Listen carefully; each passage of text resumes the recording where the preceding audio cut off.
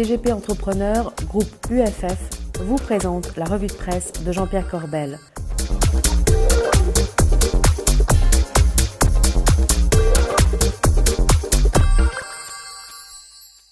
Bonjour à tous et bienvenue dans la revue de presse de Jean-Pierre Corbel.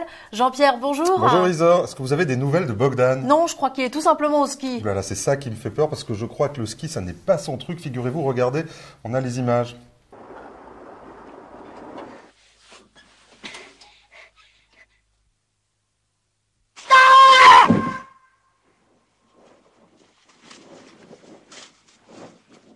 Bogdan, si tu nous regardes, prends garde à toi quand même, ça nous fera plaisir. Bon Jean-Pierre, revenons tout de même aux choses sérieuses. Ça a bien secoué sur les marchés financiers cette semaine. Eh bien oui, ça a secoué par la faute d'un comique italien et du saut d'une falaise américaine qui va finir par faire plouf. Si on commence par l'Italie, qui a rappelé à une Europe sous morphine la semaine dernière que le malade n'est pas guéri. Entre Berlusconi et Pepe Grillo, on se trouve téléporté dans un mauvais Laurel et Hardy où le peuple aurait botté les fesses d'une réforme européenne portée par Mario Monti, qui ne fait pas plus de 10%. Et ce qui est sûr, c'est que la crise de l'euro va se réinviter dans le scénario très prochainement, je pense. Et les Américains, eux, ils nous ont rejoué leur fiscal cliff. Alors, les Américains, ils sont aussi sous morphine, figurez-vous. En décembre, on se souvient, bien, le fiscal cliff, c'était la fin du monde.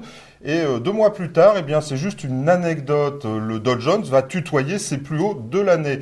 Alors, on a l'impression que ces coupes budgétaires, ça arrange bien tout le monde, effectivement, sous réserve de mettre la responsabilité sur l'autre camp. En tout cas, ces coupes, elles vont avoir lieu. Et ça, c'est un début de traitement, Isor, un début de traitement que l'on n'a pas en France, ça c'est sûr. Enfin, on a tout de même beaucoup parlé de budget en France. Alors ça, pour en parler, on en parle. Regardez la une de l'expansion. Il faut trouver 60 milliards et l'État n'arrive pas à réduire ses dépenses faute de volontarisme.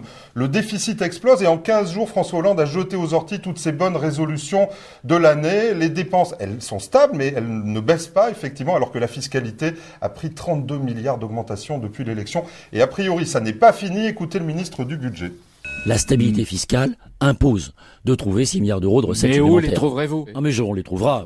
Ça, il faudra les trouver. Dans la poche de qui? C'est ça le problème. Mais dans la poche des uns, des autres, de tout le monde ou de vous peut-être. Dites donc, il a l'air bien énervé, monsieur Cahuzac. Et pourtant, eh bien, les impôts, c'est un peu comme les arbres, ça monte pas jusqu'au ciel. Et la France, elle fait partie des premiers de la classe en la matière. Effectivement, vous l'avez dit, vous avez tout dit même. Alors moi, cette semaine, en général, je suis pessimiste. Eh bien, cette semaine, je vais essayer de rester optimiste et ça grâce à un graphique dans Challenge. Alors regardez bien, la Suède, qui est présentée comme un exemple en termes de modèle social, a réussi le pari de la maîtrise des dépenses en moins de 20 ans. C'est le chemin à suivre, encore faut-il le vouloir. Et il y en a un qui le veut, c'est monsieur Montebourg, qui est d'accord avec moi pour une fois. Et en tout cas, il n'est pas d'accord avec monsieur Cahuzac, écoutez-le sur Europe 1. Nous avons, je crois, un engagement du président de la République, du Premier ministre, de ne pas augmenter les impôts. Nous devons d'abord faire des économies sur les dépenses. Nous pouvons en faire. Mais est-ce qu'on prend vraiment ce chemin en France? On a bien vu sa cafouille au gouvernement, mais tout va se jouer dans les semaines à venir, Isor, avec la réforme la plus importante, celle qui peut tout faire basculer. Écoutez ça. Coup d'envoi de la réforme des retraites. La commission chargée de faire des propositions a été installée par le Premier ministre. Le tabou d'une baisse des pensions pourrait être levé.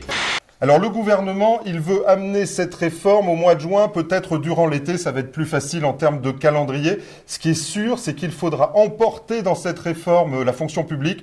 Seul un gouvernement de gauche peut le faire et c'est ça qui conditionne le succès et on sait que ça n'est pas gagné. Alors, autre nouvelle en France cette semaine, eh bien toujours dans le domaine des réformes, si la réforme des banques, finalement semble être un peu un flop en France, Bruxelles s'attaque au bonus des banquiers. Oui, alors on réforme, vous l'avez vu, les banquiers et pas les banques. Enfin, on prend toujours les choses à l'envers, comme d'habitude en Europe. Alors qu'est-ce qu'on va faire? On va plafonner, ça c'est voté, le bonus des banquiers, des traders à une fois le fixe. Qu'est-ce qui va se passer en réalité? Eh bien, soit on va augmenter les fixes, 6 heures, soit les traders, les banquiers, ils vont partir à Singapour. Et regardez cet article dans les Échos, il y en a un qui l'a bien compris, c'est le fantasque maire de Londres qui nous dit « Jamais l'Europe ne s'est autant leurrée depuis que Dioclétien a essayé de fixer les prix des fruits et légumes dans l'Empire romain. » Alors Dioclétien, forcément, on a regardé, c'est un empereur romain autour de 300 qui avait organisé une administration pléthorique pour lutter contre l'inflation en imposant des mesures fiscales. La fin de l'histoire, on la connaît, 100 ans plus tard, c'est la chute de l'Empire romain. Alors Jean-Pierre, passons maintenant au top et flop de la semaine. Alors comme j'étais pessimiste, on va commencer par les flops. Et là, c'est incroyable. Le gouvernement fait sa pub, des pleines pages de pub, des spots radio. C'est bon pour la presse. Mais enfin, c'est incroyable au moment où on veut réduire les dépenses. Regardez des pages de pub sur une niche fiscale, le crédit compétitivité. Ça coûte cher, je suis pas sûr que ça marche parce que le crédit compétitivité, on connaît toujours pas les conditions et je crois pas que les chefs d'entreprise se laisseront avoir comme ça. Bon, mais vous avez un top tout de même. Oui, alors un top pour une maison de gestion bien connue, Franklin Templeton, qui fêtait il y a quelques jours ses 65 ans et qui à cette occasion inauguré ses locaux parisiens de la rue de la Paix, juste à côté de chez vous. Et est-ce un hasard? Mais si vous allez dans le top des fonds monde sur Club Patrimoine, dans le top 10, 3 fonds de Franklin Templeton, ça s'est bien joué au moment de l'anniversaire. Templeton Gross, très connu, Templeton Global Fund et puis un fonds small et mid cap. Bravo, c'est remarquable. Allez retrouver tous ces classements sur clubpatrimoine.com. Et votre juste pour rire de la semaine maintenant. Comme d'habitude, on va aller très vite parce qu'on est pressé. On dit souvent que le président, eh bien, il est un peu mou, il s'énerve pas. Eh bien, c'est pas le cas du maire de Paris. Regardez-le. J'ai l'intention de régler ce problème. Voilà. Ça vous emmerde peut-être. Il est en colère lui aussi, dites donc. Oui. Vous imaginez François Hollande comme ça? Ah bah, on attend de voir ça.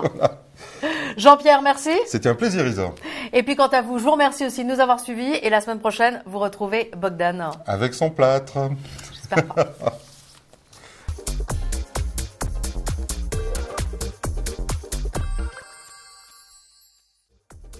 Ce programme vous a été présenté par CGP Entrepreneur, groupe UFF.